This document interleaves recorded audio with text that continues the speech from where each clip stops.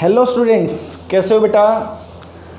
आज की क्लास में हम डिस्कशन करेंगे लिक्विड्स के अंदर आर्किमिडीज प्रिंसिपल और बायनेंसी का। बहुत ही इंटरेस्टिंग, बहुत ही मज़ेदार टॉपिक्स और नीट के पर्सपेक्टिव से और आईआईटी के पर्सपेक्टिव से बहुत इंपॉर्टेंट टॉपिक्स। तो नाउ लेट अस स्टार्ट। तो पहले बेटा हम बायनेंसी पढ़ लेते हैं ना। बायनेंसी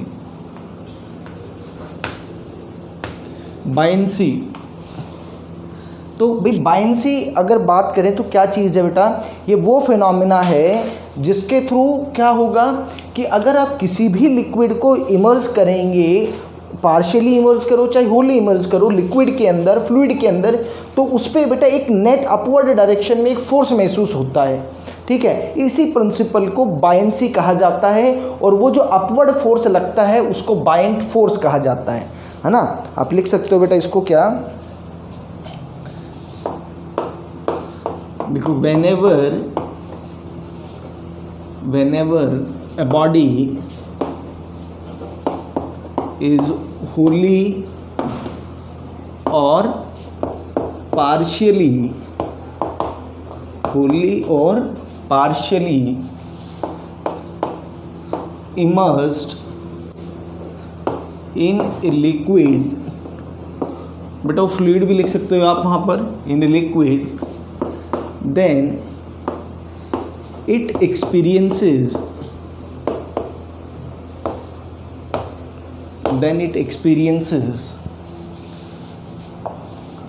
a net upward force.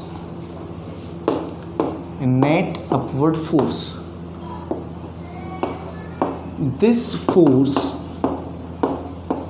is known as buoyant force.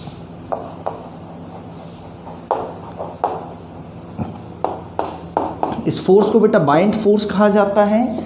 and the phenomena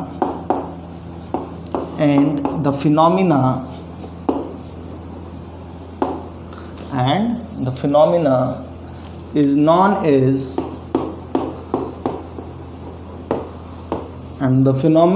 known as buoyancy.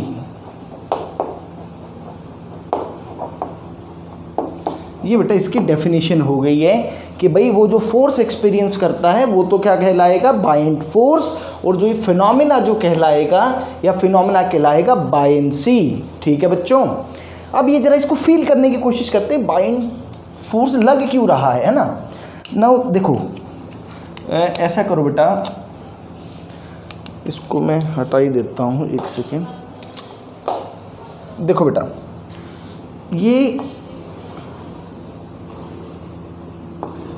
मान लो कोई कंटेनर है,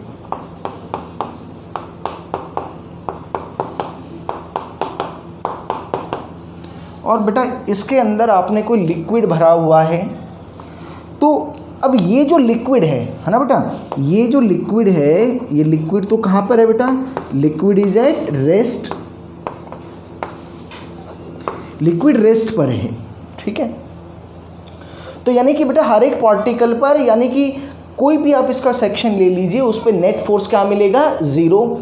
मैं कहता हूँ कि इसके अंदर आप क्या करो बेटा, एक इमेजिनरी स्फेयर कंसिडर कर लो। ये this is a imaginary sphere. इसके अंदर भी भाई लिक्विड भरा हुआ होगा। ये आपने ये क्रॉस सेक्शन कंसिडर कर लिया। अब आप इसको क्या करो कि इस पे फोर्स एनालिसिस करो। ऐसा मान लो कि अब इसको आप बाहर ले आए और आप इसको अब जूम करके देखो, जरा जूम करके, और इसका एफबीडी बना करके देखते हैं। देखो बेटा, देख लो कि ये है बेटा। तो भाई देखो, ये जो इमेजिनरी जो सिलेंडर है, एक तो बेटा इसका वेट डाउनवर्ड डायरेक्शन में एक्ट कर रहा होगा। वेट तो डाउनवर्ड डायरेक्शन में एक्ट कर रहा है, लेकिन अगर सिर्फ वेट एक्ट कर रहा होता तो ये जो बॉडी है, ये जो इमेजिनरी सिलेंडर है जो इस लिक्विड से बना हुआ है, या इमेजिनरी जो स्फेयर है, वो रेस्ट पर नहीं रहता। इसका मतलब क्या हुआ बेटा कि यहाँ पे कोई ना कोई और फोर्स लग रही है ना, और क्योंकि रेस्ट पर है, ये कोई घूम भी नहीं रहा है, तो इसका मतलब एक पक्का से कोई एक फोर्स लग रही है जिसकी डायरेक्शन इस mg से ऊपर की तरफ लगेगी। और बेटा ये mg कहाँ लगेगा, ये बात सबको क्लियर है। mg तो बेटा कहाँ लगेगा, एट सेंटर ऑफ मास। किसका centre of mass, at centre of mass of imaginary spherical liquid, spherical liquid बेटा इसके सेंटर ऑफ मास पे लगेगा।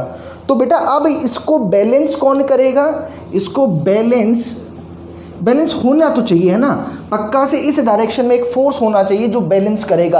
अब जरा सोचने की कोशिश करो कि यार ये किसी डायरेक्ट सरफेस के कांटेक्ट में नहीं है, ये तो सिर्फ इसके सराउंडिंग लिक्विड के कांटेक्ट में है ना बेटा। अगर आप जरा ध्यान से देखो तो क्या हो रहा होगा कि इसका जो सराउंडिंग लिक्विड है ना, हर जगह से उस पर क्या लग रहा होगा बेटा, like this imaginary sphere is experiencing a force. और हर पॉइंट पे बेटा प्रेशर अलग अलग है, इसका मतलब क्या होगा, हर पॉइंट पे एक फोर्स की वैल्यू भी अलग अलग होगी, और फोर्स की वैल्यू अलग अलग होगी बट डायरेक्शन अलग अलग है। तो अब मुझे ये समझने में कोई दिक्कत नहीं है कि सर इस mg को जो बैलेंस करेगा, वो बैलेंस कौन करेगा, वह बैलेंस कर रहा होगा the normal reaction exerted by the surrounding liquid. कौन बैलेंस करेगा बेटा, ये the normal reaction exerted by the surrounding liquid. और उसकी डायरेक्शन ठीक कैसी होगी, उसकी डायरेक्शन ठीक mg से ऊपर होगी। और बेटा यही जो नेट नॉर्मल रिएक्शन जो कि अपवर्ड डायरेक्शन में लग रहा है ना, इसी को बाइंड फोर्स कहा जाएगा। लेट इट बी b और लेट इट बी fb, आप कुछ भी कह सकते हैं। एक बात तो ये आया बेटा, इतनी बात समझ में आई सभी को बेटा, इतनी बात समझ में आई कि भाई ये जो बाइंड फोर्स जो लगेगा बेटा बाइंड फोर्स कहाँ लगेगा, बाइंड फोर्स लगेगा at the centre of mass of the imaginary liquid. इतना बोल सकता हूँ, कहाँ लगेगा, eight centre of mass of imaginary liquid बेटा। और बेटा ये सबको क्लियर है कि इसकी जो डायरेक्शन है वह अपवर्ड क्यों आएगी। ये जो बात मैं बोल रहा था कि एक अपवर्ड डायरेक्शन में एक फोर्स एग्जर्ट करेगा, यहाँ मेरे लिखवाया था ना बेटा, ये लिखवाया था अपवर्ड डायरेक्शन में एक फोर्स एग्जर्ट करेगा। वह अपवर्ड डायरेक्शन में फोर्स क्यों एग्जर्ट करेगा, ये बात समझ में आ गई है। कोई और देखो, एक बात आप ये भी बोल सकते थे बेटा कि सर mg और b तो बराबर होने चाहिए, तो b तो यहाँ कहीं पे भी लगा दो। भाई बी में यहाँ पे भी लगा सकता था, तो भी यहाँ पे क्या था, इक्विलिब्रियम था वर्टिकल के अंदर। लेकिन बेटा बात क्या है कि यहाँ पर रोटेशनल इक्विलिब्रियम भी बैलेंस है, पानी घूम नहीं रहा है, इसलिए क्या होगा, नेट टॉर्क भी जीरो होना चाहिए। नेट टॉर्क जीरो कब होगा, जब भैया ये बी इसी लाइन के लॉन्ग लगेगा। तो एक बात पक्का क्लियर होगी, सर बाइंड फोर्स की डायरेक्शन अपवर्ड, और वो जो इमेजिनरी जो लिक्विड है बच्चों उसके सेंटर ऑफ मास पे लगेगा। ये तो इसका एनालिसिस हो गया। अब एनालिसिस करते हैं भाई। अब मैं क्या करूं कि यार एक काम करो सर, ये जो इतना जो पार्ट था ना, ये लो, ये यहाँ पे कैविटी जनरेट हो गई और आपने इसमें क्या कर दिया, कोई दूसरा मटेरियल ला करके भर दिया। इस बार आपने क्या कर दिया, ये लो, ये लिक्विड तो मान लो इसकी डेंसिटी बेटा रो थी और इसकी डेंसिटी आप डी मान लो, इसकी डेंसिटी डी मान लो। तो अब क्या होगा बेटा, इस बात से तो कोई फर्क ही नहीं पड़ेगा। किस बात से कि भाई जो सराउंडिंग वाला लिक्विड है वो तो अब भी उतना ही नॉर्मल रिएक्शन लगा रहा होगा, यानी कि बायंट फोर्स का इसके अंदर क्या प्रेजेंट है उस पर कोई खेल नहीं है ना बेटा। देखो तो यानी कि अगर इफ इमेजिनरी, नोट करो बेटा, if imaginary sphere of liquid, if imaginary sphere of liquid is replaced by another sphere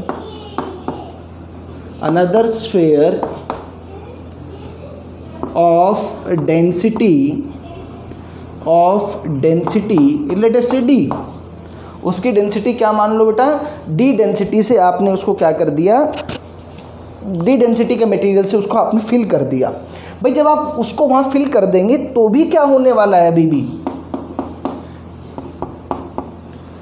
the magnitude and direction, the magnitude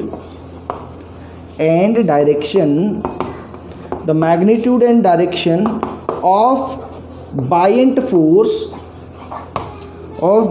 force is same.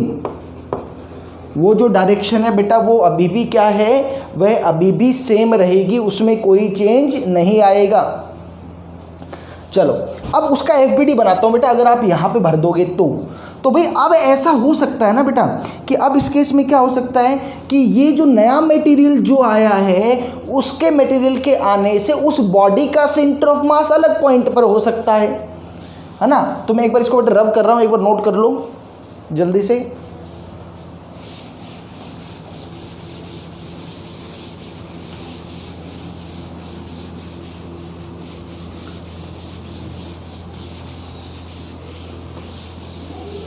देखो बेटा ज़रा ध्यान से देखो, ये देखो ऐसे देखना है, मैं कहता हूँ कि ये देखो बेटा ऐसे,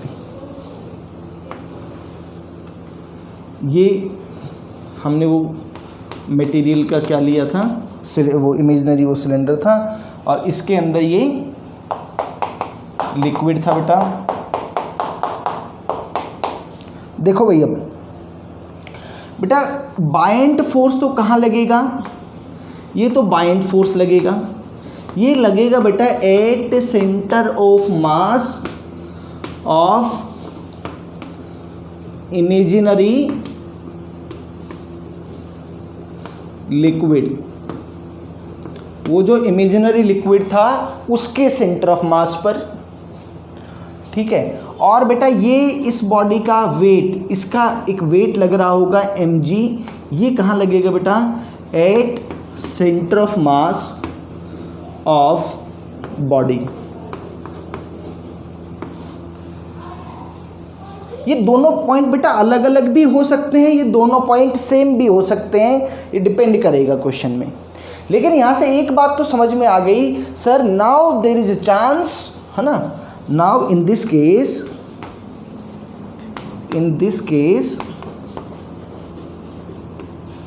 it can rotate also, वह रोटेट भी कर सकता है, बिकॉज इन दिस केस बेटा torque is not equal to zero, यहाँ टॉर्क ज़ीरो नहीं है। एक बात तो ये समझ में आ जानी चाहिए,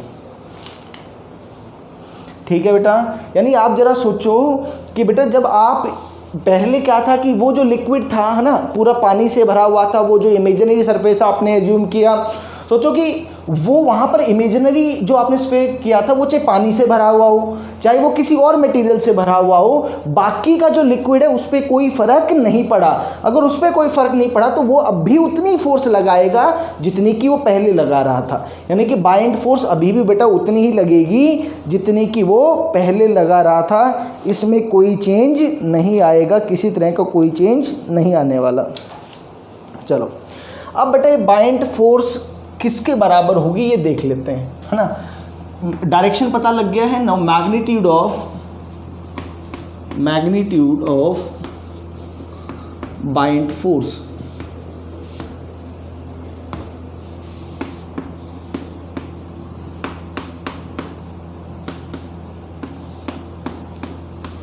बाइंड फोर्स का मैग्नीट्यूड देखो भाई, ये डेरिवेशन भी देख लेते हैं बेटा। देखो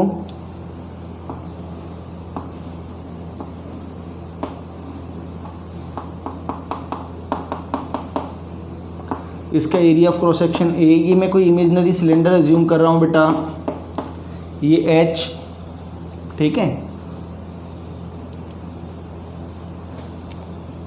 अच्छा ये जो मैग्नीट्यूड ऑफ बाइंड फोर्स है तो फिर आर्किमिडीज प्रिंसिपल से आप भी बता पाएंगे। चलो हम यहाँ पे भी इसको बता ही देते हैं, चलो किसी तरीके से।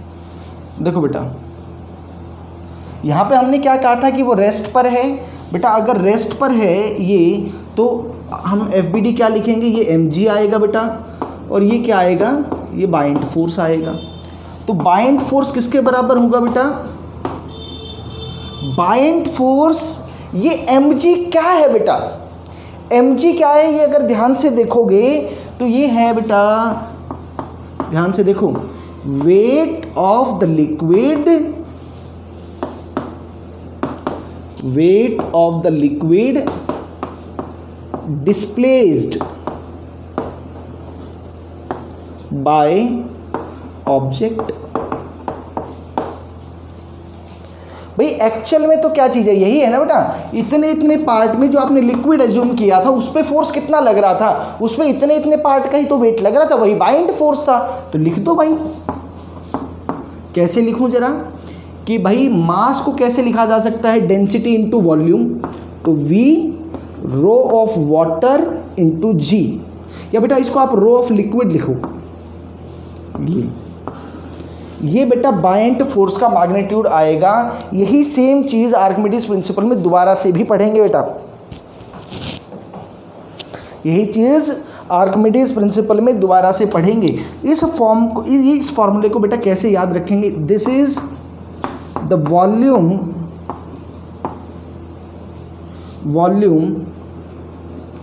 ऑफ द लिक्विड डिस्प्लेस्ड, जितना वॉल्यूम डिस्प्लेस हुआ है वो रो एल क्या होगा बेटा, density of liquid, density of liquid. ये ध्यान से, ये बहुत इंपॉर्टेंट चीजें हैं छोटी छोटी। तो बायंट फोर्स का मैग्नीट्यूड V रो Lg के बराबर होगा, उसमें V वो वॉल्यूम होगी जो लिक्विड का वॉल्यूम डिस्प्लेस हुआ होगा, और रो L क्या होगा बेटा, वो जो लिक्विड जो डिस्प्लेस हुआ है उसकी डेंसिटी होगी। क्लियर है बच्चों, ये बायंट फोर्स का हमने क्या सीख लिया, हमने बायंट फोर्स का मैग्नीट्यूड निकालना सीख लिया। तो कुल मिलाकर के अगर बेटा देखा जाए तो बायंट फोर्स अल्टीमेटली किस डायरेक्शन में लग रहा है, वह ऊपर वाली डायरेक्शन में लग रहा है। यानी कि अब जो अपरेंट वेट है ना, जो अपरेंट वेट होगा वो ट्रू वेट से क्या होगा, वह कम होगा। यानी कि जरा सोचो कि हमेशा क्या होने वाला है, कि एक छोटा सा एग्जाम्पल के साथ देखते हैं, एक बार ये नोट करो बेटा।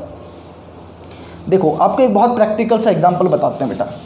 ये बात सबको समझ में आ गई है कि सर बायंट फोर्स लगेगा, चलो उसका मैग्नीट्यूड मुझे पता लग गया, V रो Lg के बराबर होगा और उसकी डायरेक्शन भी अपवर्ड में होगी। ये इतनी बात मुझे बहुत अच्छे से क्लियर हो गई है, थोड़ा सा बायंट फोर्स का फील आनी शुरू हो गई है। अब आपने एक एग्जाम्पल, एक बहुत प्रैक्टिकल सी चीज़ विजुअलाइज करो, ये आपने कभी की भी होगी, कि सोचो कि ऐसा है कि ये कोई आदमी है ना, ये लो, ये कोई आदमी है, ये हवा में है और ये कोई पत्थर है, ये उसको उठा रहा है। तो जब ये उठाएगा तो एक्चुअल में क्या हो रहा होगा, mg डाउनवर्ड डायरेक्शन में एक्ट कर रहा होगा। तो भाई इस आदमी को, इस स्टोन को उठाने के लिए अपवर्ड डायरेक्शन में एक फोर्स लगानी पड़ेगी बेटा, जो कि इस बॉडी के वेट के बराबर होना चाहिए। लेकिन जरा सोचो कि यही आदमी अगर इस पानी में रखे हुए सेम मास के पत्थर को उठा रहा होगा तो क्या होगा, जरा ध्यान से देखना बेटा। तो उस केस में क्या होगा कि भाई देखो mg तो डाउनवर्ड डायरेक्शन में एक्ट करेगा, लेकिन पानी जो है इसको ऊपर की तरफ धक्का मार रहा है B से। पानी क्या कर रहा है बेटा, लिक्विड जो है वो अपवर्ड डायरेक्शन में एक बायंट फोर्स लगा रहा होगा। तो एक्चुअल में अब जरा सोचो, नेट FBD में क्या बनाओगे आप, नेट FBD में आप लिखोगे sir net mg minus b force लग रहा है। तो ये जो आदमी था ये बहुत खुश हो जाएगा, क्यों, क्योंकि इसको इस बार क्या करना पड़ेगा, mg माइनस b फोर्स लगाना पड़ेगा, ना कि mg। माने कि अब आप पानी में से जब वो पत्थर को निकाल रहा होगा तो उसको पहले से कम ताकत लगानी पड़ेगी, पहले से कम फोर्स लगाना पड़ेगा। ये this is the game of the liquid. ये ऐसा इसलिए हुआ क्योंकि उस पर एक बायंट फोर्स अपवर्ड डायरेक्शन के अंदर लगा। ये एक छोटा सा प्रैक्टिकल एग्जाम्पल मैंने आपको बताया, आप घर पर भी इसको एक्सपीरियंस कर सकते हो बेटा। वैसे तो थोड़ा सा कैसे करोगे कि बकेट ऑफ वाटर होगी आप में, उसमें क्या करो, एक कोई मग्गा लो पानी का, है ना, एक तो उसके अंदर उसको डिस्प्लेस करने की कोशिश करो और एक बाहर, तो you will feel the experience, है ना, फिजिक्स इसी का खेल है, you will feel the experience. तो ये बात बेटा बाइंड फोर्स का आ गया। तो बेटा एक बात तो और भी मैं और अच्छे से कह सकता हूँ कि सर ऐसा है कि इस वाले केस में जो एपरेंट वेट आएगा, एपरेंट वेट बेटा, एपरेंट दो बातें होंगी, एक होगा एक्चुअल वेट या ट्रू वेट, यानी कि एक्चुअल में जो हवा में आपने मेजर किया दैट विल बी mg, लेकिन एपरेंट वेट माने जो महसूस हुआ, तो एपरेंट वेट बेटा जो महसूस होगा वो मुझे लगता है क्या होगा, वह mg माइनस बी होगा, या बेटा आप उसको क्या कह सकते हो कि actual weight minus buoyant force. बोलो बच्चों ये बात क्लियर है क्या सभी को? तो भाई apparent weight is equal to क्या होगा बेटा, mg माइनस बी, यानी actual weight minus buoyant force. Actual weight में से कुछ फोर्स घटा दी तो क्या इसका मतलब लॉस इन वेट आ गया? इसका मतलब बेटा आप ऐसे समझो कि ऐसे समझो इसको कि अगर आप ऐसे लिख दो इसको कि actual weight minus apparent weight is equal to buoyant force. तो एक्चुअल वेट में से एपरेंट वेट घटा दिया तो मुझे लगता है बेटा यह बात कहना कहीं गलत नहीं है कि लॉस इन वेट ही बाइंड फोर्स है, लॉस इन वेट ही बाइंड फोर्स है।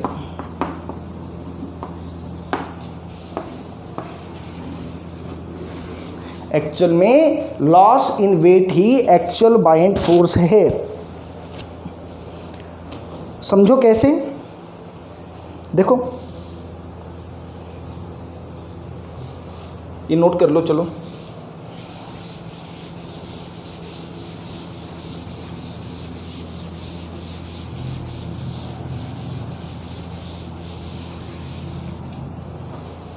देखो भाई, मान लो ये कोई ब्लॉक है ना, ये कोई ब्लॉक है जिसका मास m है, तो बेटा इसका वेट जो आएगा एक्चुअल वो तो आप mg लिखोगे, और मान लो कि आपने इसको किसी लिक्विड में मेज़र किया, तो जब आप लिक्विड में मेज़र करोगे तो वो mg आएगा और इधर b लगेगा। तो अब जब लिक्विड में जब आप करोगे तो यहाँ पे आप क्या लिखोगे, weight apparent that will be equal to बेटा mg माइनस बी। तो ये जो आया है ना, कि जो एक्चुअल वेट में से जो ये वाला घट गया यही बाइंड फोर्स आया, यही लॉस इन वेट भी आया, है ना। माने कि कोई आपको यूँ कह दे कि भाई इसको एयर में मैंने मेज़र किया, तो भाई इसका वेट आया 200 न्यूटन, और इसको मैं एक लिक्विड में लेकर के गया, और लिक्विड में भैया इसका जो रीडिंग आई या मेज़रमेंट जो आया इसका, वो मेज़रमेंट इसकी रीडिंग आई मान लो कि 180 न्यूटन। तो इसका मतलब क्या हुआ बेटा कि जो बाइंड फोर्स यहाँ लगेगा वो 200 माइनस 180 न्यूटन यानी कि 20 न्यूटन लग रहा होगा। ये इसका यहाँ पे एपरेंट वेट है बेटा। ये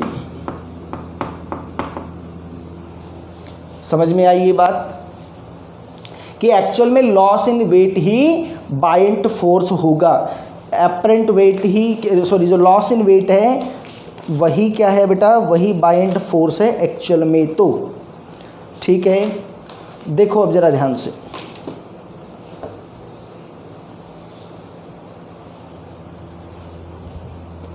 एक क्वेश्चन करते हैं बेटा, देखो इसको रब कर देता हूं।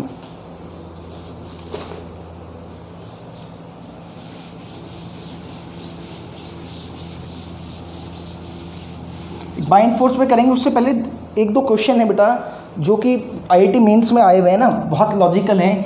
बाइंड फोर्स का तो खैर कोई खास लेना देना नहीं है, बट उसको कर लेते हैं ज़रा, मुझे ध्यान आ गया एकदम से। ये कोई बॉल है बेटा, ठीक है, ये इधर कोई लिक्विड है ऊपर बेटा, इसकी डेंसिटी ρ1 मान लो, और नीचे जो डेंसिटी लिक्विड है इसकी डेंसिटी ρ3 मान लो, और इसकी डेंसिटी ρ0 मान लो। ये बेटा इक्विलिब्रियम कंडीशन के अंदर है, ये इक्विलिब्रियम कंडीशन में है। ये बेटा आईआईटी मेंस में आया हुआ क्वेश्चन है ना, 2 बार आया है इसी टाइप का क्वेश्चन। तो भाई यहाँ पे देखो कि आपको क्या है, आपको ये डेंसिटीज़ कंपेयर करनी है। तो भाई बिल्कुल आप देखो कि यह इसकी डेंसिटी सबसे ज़्यादा रही होगी, ρ3 ग्रेटर देन ρ0 और ग्रेटर देन ρ1, मुझे लगता है ऐसा होगा। बोलो ये बात क्लियर है क्या सभी को? यहाँ पे जो डेंसिटी का ऐसे ऑप्शन दे रखे थे बेटा, we have to click the right option, तो एक ऐसा ऑप्शन था, that will be the right option. चलो और क्वेश्चन देखो, find the buoyant force, find the buoyant force acting on a block of mass, acting on a block of mass m, और बेटा ये जो ब्लॉक है इसकी जो स्पेसिफिक जो ग्रेविटी है, स्पेसिफिक ग्रेविटी और स्पेसिफिक डेंसिटी भी बोल सकते हो भाई आप, वो 2 है, लेट अस से to find, and it is immersed in water. Find the buoyant force, acting on block पे कितना बाइंड फोर्स लग रहा है यह बताना है बेटा आपको। करो एक बार जल्दी से, ट्राई करो एक बार।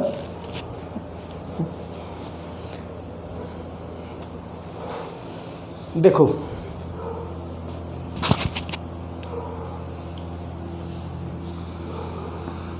बेटा उसका जो मास है वह मास तो m है। आप ये जानते हो कि बाइंड फोर्स जो आएगा बेटा, ये बॉडी पूरी तरह से इमर्ज्ड हुई है, तो आप एक चीज़ विजुलाइज करो, अगर बेटा ये कोई बॉडी अगर पूरी की पूरी इमर्ज्ड हुई है तो क्या होगा, जितनी इसकी वॉल्यूम है ये उतना ही तो लिक्विड डिस्प्लेस करेगी। जब भी कोई बॉडी क्या होगी बच्चों, अगर पूरी की पूरी इमर्ज्ड है तो क्या होगा, जितनी उसकी खुद की वॉल्यूम है वो उतना ही वॉल्यूम ऑफ लिक्विड भी डिस्प्लेस करेगी। तो बेटा that will be equal to V, ये रो ऑफ लिक्विड आता है बेटा और ये G आता है, ठीक है। तो यहाँ पे बेटा लिक्विड तो अच्छा, ये वॉल्यूम बेटा किसका है, ये वॉल्यूम है आपका इस मास का वॉल्यूम।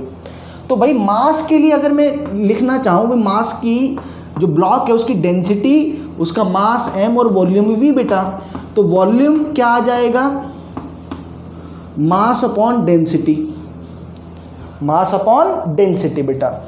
तो बेटा v की वैल्यू क्या आ गई, मास अपॉन डेंसिटी, और बेटा ये जो क्या है, ये लिक्विड रो वाटर है इनटू g। तो भाई इसको ऐसे लिख दूँ मैं, m upon d upon rho w into g, ठीक है। बाइंड फोर्स, तो बेटा बाइंड फोर्स क्या आ गया, देखो mg डिवाइडेड बाई ये d अपॉन रो w, ये क्या चीज़ है, दिस इज स्पेसिफिक ग्रेविटी, है ना, ये क्या चीज़ है बेटा, स्पेसिफिक ग्रेविटी। तो अगर कोई भी बॉडी पूरी तरह से सबमर्ज्ड है किसी लिक्विड के अंदर यानी वाटर के अंदर बेटा, तो उस केस में buoyant force will be equal to mg upon specific gravity. तो बेटा यहाँ पे इस क्वेश्चन का आंसर क्या आ जाएगा आपके पास, mg, और बेटा ये स्पेसिफिक ग्रेविटी आपको 2 दे रखी थी तो 2 आ गया, mg/2 आ गया, ठीक है। बहुत बढ़िया बेटा, और शानदार शानदार क्वेश्चन करते हैं। देखो देखो भी नोट कर लिया, और देखो क्वेश्चंस बढ़िया बढ़िया ना बेटा, ऐसे ही बहुत छोटी छोटी चीज़ें करके और फिर थोड़ा सा लेवल बढ़ाएंगे क्वेश्चंस का। जो नेक्स्ट क्लास होगी अपनी, उस नेक्स्ट क्लास में तो न्यूमेरिकल्स ही न्यूमेरिकल्स होंगे, है ना, और उसी के साथ आर्किमिडीज वाला फंडा भी ख़त्म हो जाएगा। शायद हो सकता है उससे अगली एक क्लास और ले लें। देखो ज़रा क्वेश्चन ऐसा है बेटा कि ऐसा समझो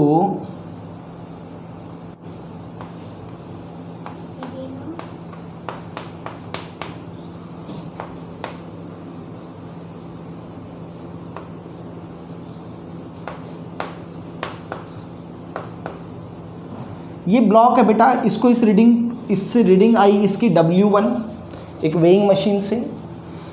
फिर हमने वेइंग मशीन के ऊपर क्या किया, मान लो कि ये कोई वेइंग मशीन ही है, वेइंग मशीन, इसके ऊपर हमने कोई एक कंटेनर जो कि हमने भरा हुआ है, किससे, पानी से भरा हुआ है लेट से। तो बेटा यहाँ पे रीडिंग क्या आ गई, तो रीडिंग W2 आ गई। बेटा समझने की कोशिश करो, ऐसा मानो कि W1 is the weight of the block in air, सीधी सी बात। या फिर ऐसे मान लो कि ऐसा क्वेश्चन में दे सकता है कि वेइंग मशीन से आपने रीडिंग ली इस ब्लॉक की, तो वेट W1 आया। इसका मतलब एक्चुअल में इस ब्लॉक का वेट W1 ही है। यहाँ पे कंटेनर प्लस बेटा वाटर, इसका जो वेट आएगा वह वेट W2 है। सवाल यह है, what is the reading of weighing machine, what is the reading of weighing machine, what is the reading of weighing machine if block is immersed in liquid, immersed fully, पूरी तरह से immersed हो जाता है अभी, fully in liquid। ये सवाल है बेटा, ऑप्शन भी आपको दे देता हूँ, W1 plus W2 less than W1 plus W2 greater than W1 plus W2 और लास्ट ऑप्शन है W2। किसी को और कोई जवाब सही लगता हो तो भाई वो एक और ऑप्शन बना लेना अपना, है ना। जिसको लगता हो कि यार ये इन चारों में से कोई ऑप्शन नहीं है तो वो आप कोई और ऑप्शन बना लेना बेटा उसमें, और पांचों ऑप्शन लिख लेना। चलो देखो सवाल समझो और इसका कॉन्सेप्ट समझो बेटा। W1 इसका वेट है और W2 इसका वेट है। अब कंसेप्ट किसका है, कंसेप्ट वेइंग मशीन का पता होना चाहिए कि वेइंग मशीन जो रीडिंग देती है वह रीडिंग क्या देती है। आप कहोगे सर वेइंग मशीन तो क्या वेट की रीडिंग देती है? ना ना ना ना ना, ये वेट की रीडिंग नहीं देती, वरना तो फिर कंसेप्ट अलग हो जाता एलिवेटर वाला। याद आ रहा बेटा, अगर एलिवेटर ऊपर जा रहा हो तो एक्चुअल से मास क्या आता है, ज़्यादा आ रहा होगा या कम आ रहा होगा, या नीचे जा रहा होगा तो ज़्यादा या कम आ रहा होगा, वो आपने पढ़ा था। एक्चुअल में वेइंग मशीन का फंडा ये है कि इट रीड्स, इसको कुछ नहीं पता कि किसका क्या वजन है, इट रीड्स नॉर्मल रिएक्शन, खत्म। इसको मतलब नहीं है कौन क्या कर रहा है, यह सिर्फ और सिर्फ नॉर्मल रिएक्शन को रीड करती है। जो भी नॉर्मल रिएक्शन आ जाएगा वो आपको बता देगी। चलो भाई, जब आपने यानी कि बेटा यहाँ पे क्या हो रहा होगा, यहाँ पे इसका वेट W2 लग रहा होगा पहले, और यहाँ पे इस लिक्विड के ऊपर एक नॉर्मल रिएक्शन लग रहा होगा, तो ही तो इसने क्या कर दिया, इसका वेट W2 पढ़ के बता दिया। अब समझो क्या होगा, ध्यान से। ये पानी है, ये आपकी वेइंग मशीन है। अब इसमें आपने क्या कर दिया, ये ब्लॉक भी डाल दिया भाई, ये आपने ब्लॉक भी डाल दिया, ठीक है। हम ऐसा माने कि कोई पानी बाहर नहीं आया है ना, मतलब ऐसा नहीं था कि पानी बाहर आया, कुछ पानी वो जो जितना था वो उतना का उतना ही है। तो सोचो इस वेइंग मशीन पर इस अब आप एक काम करो, जो लिक्विड है ना आपका, इस लिक्विड का FBD बनाते हैं, जरा ध्यान से समझना बेटा। तो भाई इस लिक्विड का वेट नीचे की तरफ एक्ट कर रहा है, जो कि सर W2 ही है, जो कि क्या है बेटा, W2 है। और एक वेइंग मशीन से एक उस पर नॉर्मल रिएक्शन लग रही है बेटा, जो कि n के बराबर है। एक बात, अभी खेल खत्म नहीं हुआ है, तो ब्लॉक का भी तो खेल लग रहा है। तो भाई ब्लॉक जो है, ब्लॉक क्या करेगा, ब्लॉक एक नॉर्मल रिएक्शन एग्जर्ट करेगा इस लिक्विड के ऊपर। ब्लॉक क्या करेगा, एक नॉर्मल रिएक्शन एग्जर्ट करेगा किसके ऊपर बेटा, इस लिक्विड के ऊपर एग्जर्ट कर रहा होगा। समझ में आ गया, कितना एग्जर्ट करेगा ये ब्लॉक, भाई W ही, जो भी इसका वेट है W2, वही तो नॉर्मल रिएक्शन एग्जर्ट कर रहा होगा इसके ऊपर। तो अगर यह लिक्विड W2 के ऊपर, अगर ये जो ब्लॉक है ये लिक्विड पर W2 नॉर्मल एग्जर्ट कर रहा होगा, समझ में आ गया। तो भैया क्या कर रहा होगा, ये जो लिक्विड है ये किस पे नॉर्मल रिएक्शन लगा रहा होगा, ये इसके ऊपर लगा रहा होगा, वेइंग मशीन के ऊपर, यानी कि वो W1 लगा रहा होगा। बेटा मैंने शायद गलत लिख दिया, हाँ ठीक है, W1 लगा रहा होगा, उसका W1 है, ये W1 था बेटा, ध्यान से। तो बेटा नॉर्मल रिएक्शन की वैल्यू यहाँ किसके इक्वल आ गई, W1 प्लस W2। आप कहोगे सर बाइंड फोर्स का तो खेल ही नहीं किया आपने। अरे दिमाग में आ रही होगी ना बाइंड फोर्स। अरे भैया इस पूरे सिस्टम के लिए बाइंड फोर्स तो इंटरनल फोर्स नहीं हो गई क्या भाई, जितनी फोर्स बाइंड फोर्स इसके ऊपर लग रही होगी उतनी ही क्या लग रही होगी, उतनी ही नीचे लग रही होगी। तो ओवरऑल इसके ऊपर अगर मैं इसको एज ए होल सिस्टम की बात करूं बेटा, तो एज ए होल सिस्टम जो नेट भाई बाइंड फोर्स क्या होगी, इंटरनल फोर्स होगी इसके लिए। तो बाइंड फोर्स इस पूरे सिस्टम में कंसीडरेशन में नहीं आएगी बेटा। बोलो क्लियर है क्या। तो यानी कि यहाँ पर बेटा जो नेट जो यहाँ पर रीडिंग आ जाएगी that will be equal to W1 plus W2, यह रीडिंग आएगी। बोलो क्लियर है क्या। चलो एक और क्वेश्चन करते हैं बेटा।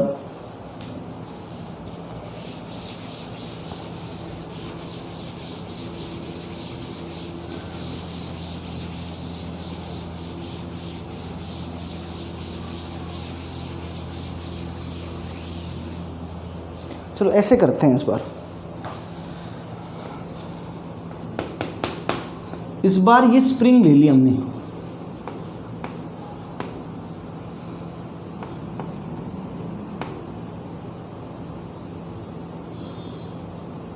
ऐसे पहले ऐसे समझो कि हमारे पास एक ब्लॉक है बेटा जिसका वेट कितना है, जिसका वेट W1 है। अब हमने क्या कर दिया, इसको इसके साथ जोड़ दिया स्प्रिंग के साथ। चलो जी बहुत बढ़िया बात है। और सेम वही वो कंटेनर हमने रखा हुआ था पानी से भरा हुआ इस वेइंग मशीन के ऊपर, इस वेइंग मशीन पे। अब हमने ये पूरा का पूरा सिस्टम इसमें इस तरह से इमर्ज कर दिया, वो मैं दिखाता हूँ बेटा आपको। देखो ये वेइंग मशीन है,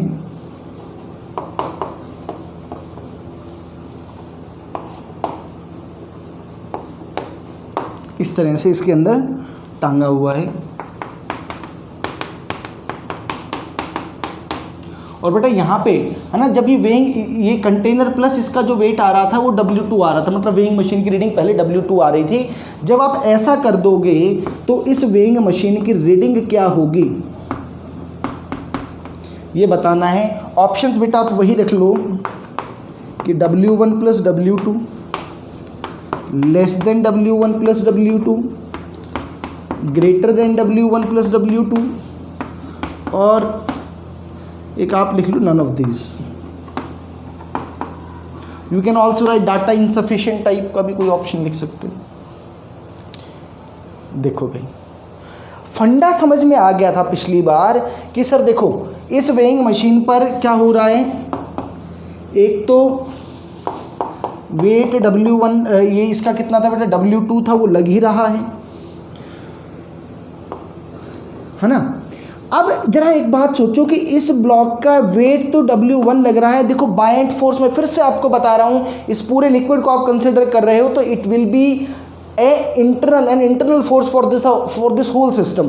पूरे के लिए क्या है बेटा, वो इंटरनल सिस्टम के लिए क्या है, वो सॉरी इस पूरे सिस्टम के लिए इंटरनल फोर्स है।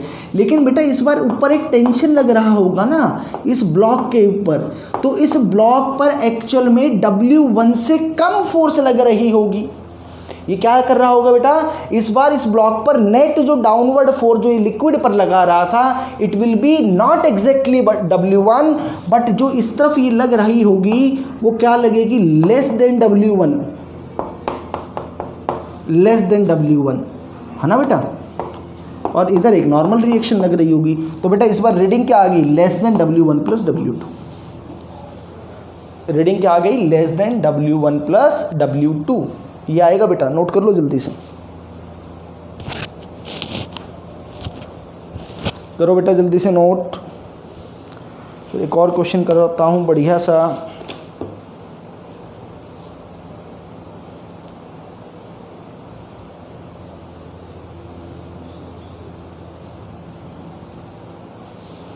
चलो बेटा करें अब थोड़ा सा और मज़ेदार, ये जो दो कॉन्सेप्ट पढ़े हैं इसी पे एक बढ़िया सा सवाल करते हैं ना, और इसी टाइप का सवाल कर लेते हैं। ये तो दो क्वेश्चन थोड़ा लॉजिकली भी हमने कर लिया ना। और देखो ऐसे समझो बेटा,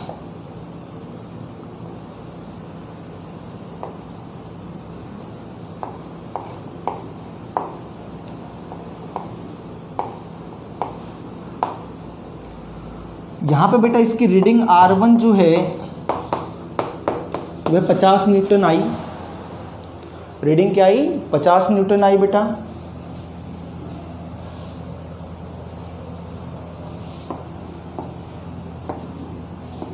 ये दूसरी वेइंग मशीन है, इसमें लिक्विड भरा हुआ है।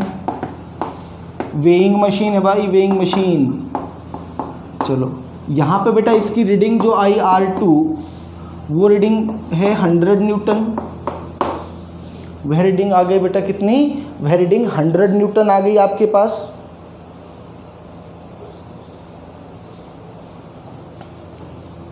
अब सवाल ये है, अच्छा ये जो सॉलिड बॉडी है ना बेटा, ये जो ब्लॉक है इसकी जो स्पेसिफिक डेंसिटी है और you can say specific gravity, वह स्पेसिफिक ग्रेविटी है 2।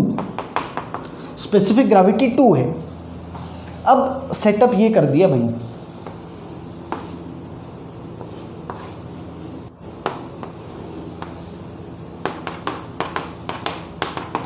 वही जो पिछला जो हमने किया था बेटा,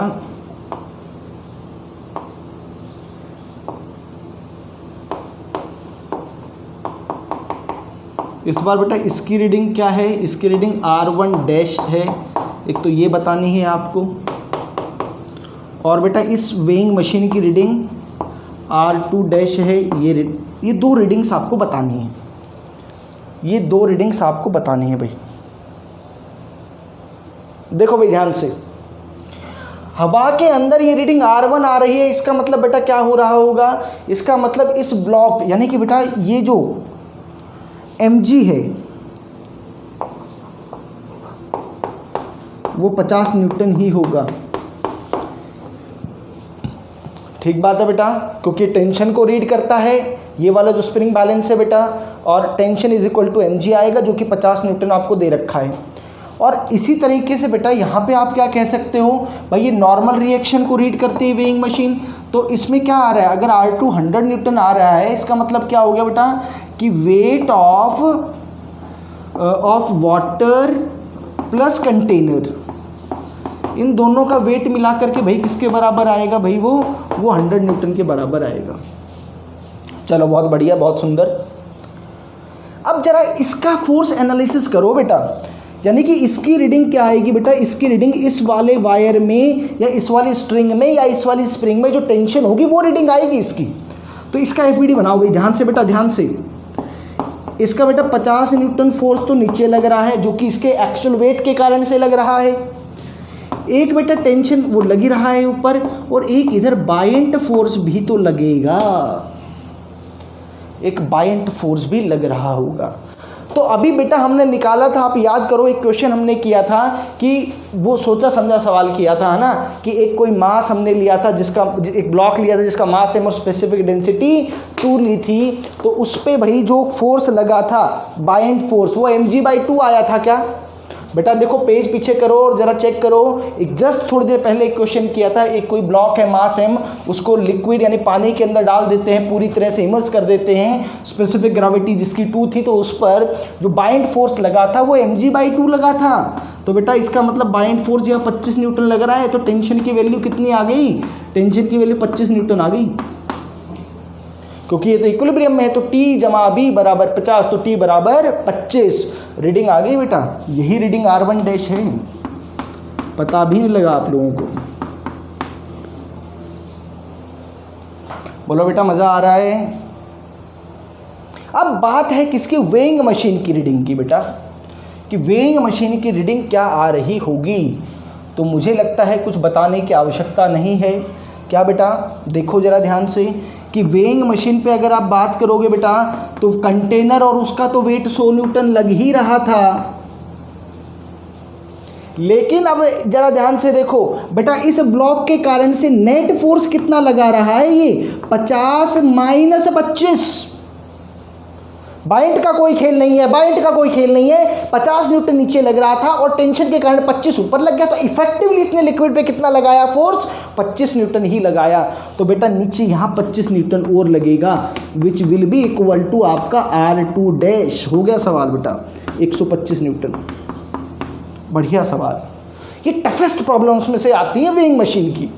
जो मुश्किल सवाल जो बनता है बेटा, वो कहते हैं ये मुश्किल से मुश्किल सवाल है। आप देखो मुश्किल से मुश्किल सवाल को कितनी आसानी से कर देंगे, लेकिन वो तभी कर पाएंगे जब आप कॉन्सेप्चुअली सारी चीज़ों को अच्छे से पढ़ेंगे। ठीक है बेटा, क्लियर है इतना? चलो जरा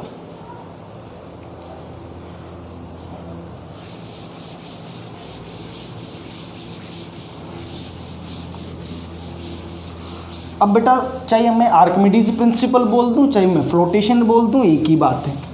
ठीक है, लिखो जरा आर्किमिडीज प्रिंसिपल की डेफिनेशन लिख दो।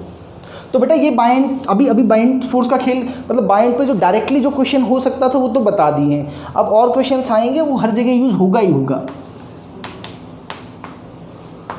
आर्किमिडीज प्रिंसिपल बेटा, देखो भाई आर्किमिडीज प्रिंसिपल, आर्किमिडीज साहब ने क्या कहा, ये पता है। इस पर एक बहुत बढ़िया सी स्टोरी भी है कि आर्किमिडीज साहब को ये, मतलब वो पता नहीं, I just forgot the word, वो एक वर्ड है उनकी लैंग्वेज का।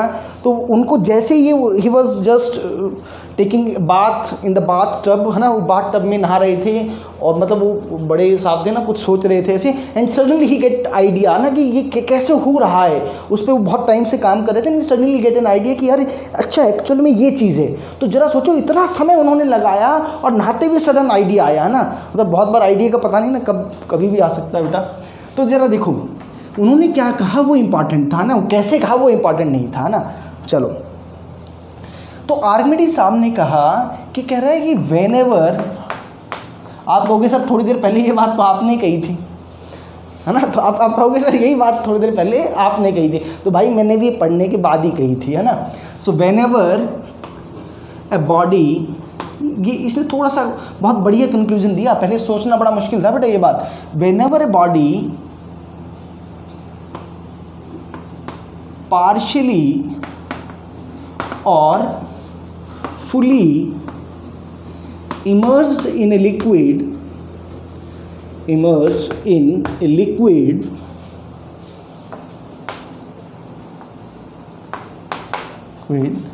it experiences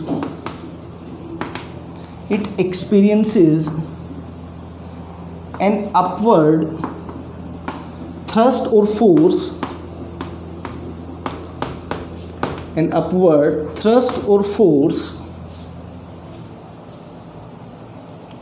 whose magnitude, ये इंपॉर्टेंट बात थी, whose magnitude is equal to the weight of the displaced liquid,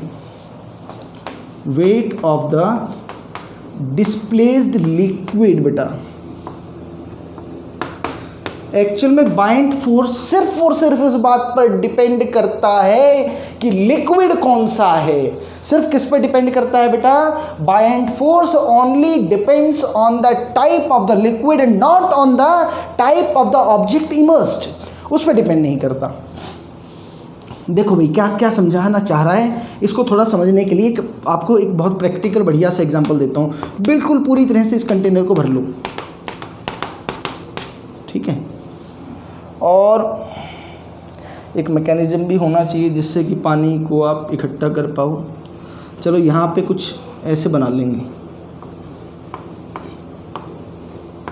like this. अब आप क्या करते हो, आपने कोई बॉडी बेटा इसमें क्या करी, इमर्ज कर दी। तो ये क्योंकि पूरी तरह से भरा हुआ है, तो जब आप इसके अंदर ही बॉडी डालोगे तो बेटा क्या होगा, यहाँ से कुछ लिक्विड आना शुरू हो जाएगा। और मान लो वो बॉडी जितनी भी इमर्ज हुई, इतना लिक्विड आ गया और इस लिक्विड का वॉल्यूम V है। इस लिक्विड का वॉल्यूम क्या है v। तो कहता है कि ये जो लिक्विड, बेटा ये कितना लिक्विड आया होगा, जितना वॉल्यूम ऑफ बॉडी इसमें इमर्ज हुआ होगा। अब वो पूरी तरह से हो गया तो पूरी वॉल्यूम आ गई, आधा हुआ तो आधी आ गई, 1/3 हुआ तो 1/3 आ गई, यानी कि जितना सबमर्ज्ड हुआ उतना लिक्विड ऑफ लिक्विड बाहर आ गया, वो यहाँ पे आ गया, इसमें आ गया। बस अब आपको इस लिक्विड का वेट करना है। इस लिक्विड का जो वेट आएगा वही बायएंट फोर्स होगा, वो बेटा क्या होगा, v rho of w into g. ये बात हम लिख चुके हैं पहले। यही आर्किमिडीज प्रिंसिपल है बेटा, यही क्या है, आर्किमिडीज प्रिंसिपल है। नोट करो बेटा जल्दी से।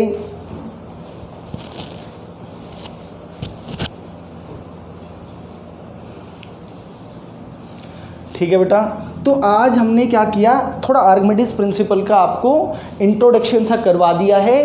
क्या कहा आर्किमिडीज साहब ने कि भाई जितना लिक्विड डिस्प्लेस हुआ है बच्चों, जितना लिक्विड डिस्प्लेस हुआ है बस उसके वेट के बराबर बाइंड फोर्स आएगी, डायरेक्शन अपवर्ड आएगी। अब इस पर फ्लोटेशन के बारे में, और बेटा अभी तो बहुत बढ़िया मज़ेदार सवाल करने, फ्लोटेशन के बारे में करेंगे, है ना। अगर आइस को लिक्विड के अंदर डाल देंगे, पानी के अंदर डाल देंगे तो कब लिक्विड का लेवल राइज करेगा, कब वो सेम रहेगा, कब वो डिक्रीज़ करेगा, इस तरह के बहुत बढ़िया शानदार सवाल करने बाकी हैं। तो मुझे लगता है कि अभी भी इस पर आर्किमिडीज पे 2 क्लासेस और कम से कम लगनी होंगी। ठीक है बेटा, तो इतना बढ़िया से कर लेना आप, बाकी नेक्स्ट क्लास में करेंगे।